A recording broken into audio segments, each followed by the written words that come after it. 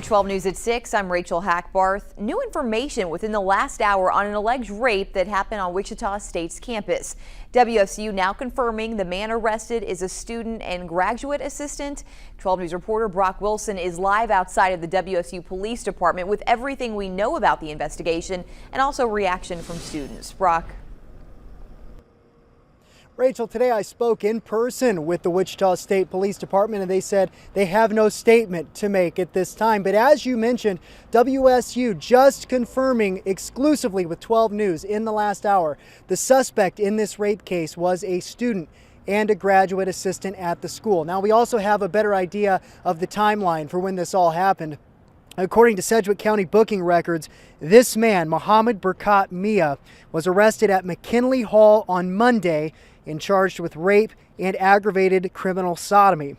Arrest records also show the reported crime happened on November 4th and was reported on the 8th.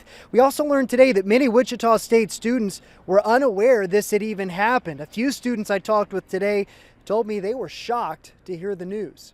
When you said that, I feel like my blood kind of went cold, like I kind of flinched, because that's just, I don't know, that's just really insane. Surprised, but also not surprised, a bit disappointed. Very disheartening to hear that such an event would happen on our campus.